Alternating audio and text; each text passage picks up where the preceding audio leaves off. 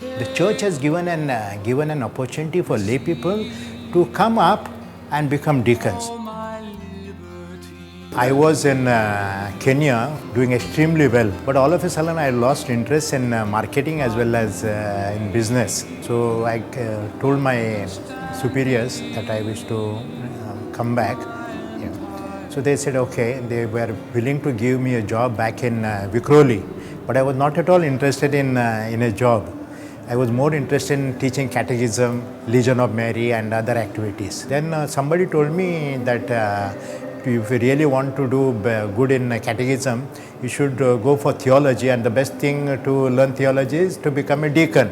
As far as lay people are concerned, there are many people who are very active. There are extraordinary Eucharistic ministers, there are lectors, there are people in the choir, but then their service is limited. Whereas as a deacon, there is a tremendous potential. So I went to Bishop Bosco Bennett to inquire about the diaconate.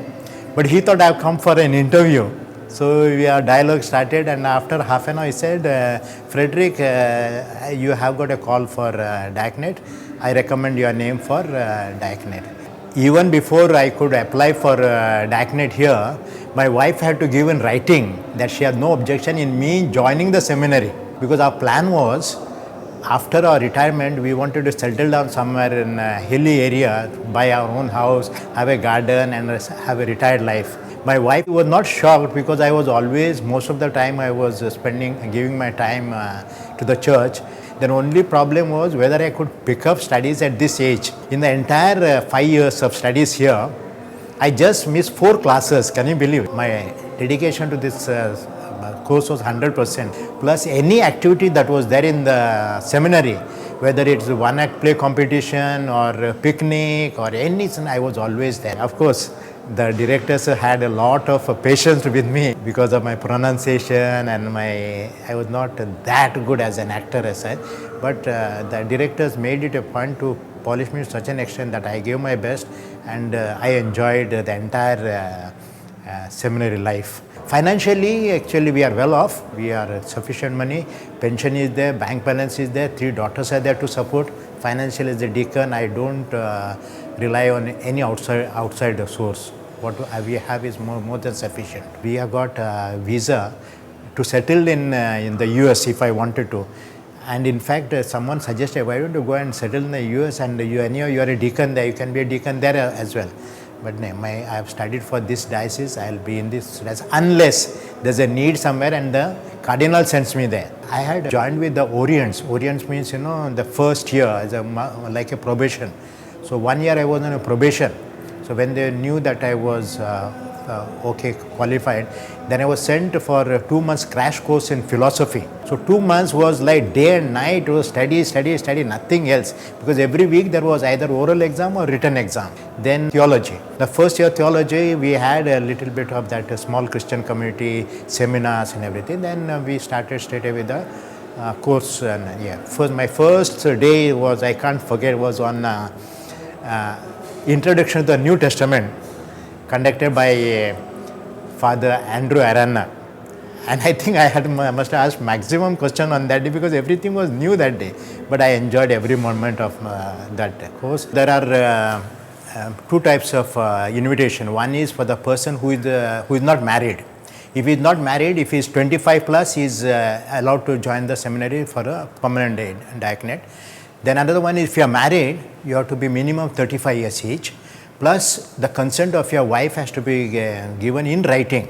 So this is let's assume you are many people who are there who are married, and if they are financially well off, if there should not be any financial constraint, they should not run away from their financial obligation. If they are financially they can manage, then they can join the seminary. Now it takes about 6 years, 2 years of philosophy, full-time philosophy, and 4 years of theology. But it's worth, because every moment that you spend here is a joy. You learn everything, especially if you have that thirst for knowledge. In fact, when I came here, someone quoted Hosea chapter 4 verse 6. Say, my people are destroyed for lack of knowledge. So knowledge is something which you gain every moment of your life. As far as lay people are concerned, there are many people who are very active. There are extraordinary Eucharist minister, there are lectors, there are people in the choir, but then their service is limited because they just come for that particular task. And whereas as a deacon, there is a tremendous potential. There are many people call me late at night, and I don't get tired or angry with them, because for them it's a question of life and death. I've told them, my phone is open for you. Even if you call at 2 o'clock in the morning, I will not feel irritated or anything. I am there to hear. And it happened, number of times it happens that they call me and say, I'm so much disturbed, can you spend 5 minutes?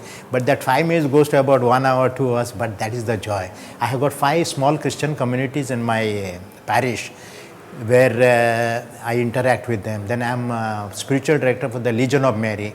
I am spiritual director for Family Cell. Then I am spiritual director for the Couples for Christ. So like that, there are so many things that you can do as a deacon. As a deacon, you cannot say the Mass independent. You can assist at the Mass, but you can't say that. And you cannot hear confessions. Though I have given exam for confession, I have passed others, they are called others. I passed. I don't have the faculty to hear confession. Then I do not have the faculty to anoint, that is anointing for the sick.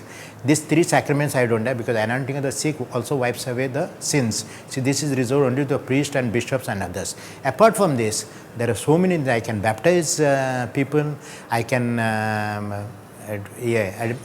be the assisted at the marriages, funerals, adoration, blessing of the homes, name it, and we are there. And the parish priest, my parish priest, one Bartol Machado Jr., who is the parish priest in Our Lady of Nazareth Church, Bayandar, he has given me almost everything that a deacon can do. And we have one Father Yitur. Father Yitur is the assistant priest. He has given me so much of confidence. He, during the Mass, outside the Mass, everywhere, whatever a deacon can do, he has given me the opportunity to. So it is a tremendous joy. If you see in our own parish, there are many people who have left the church and joined this New Life movement or anything. We reach out to them and said, you have been baptized in the Catholic Church. You are also always a member of the church. You have gone away for some reasons, okay, but nothing like coming back. You are already there, Sanjay. All that you got. Nobody will ask you why you are not there for so many years. How is that you have come now? No, you are always a part of the church. We are never considered outside.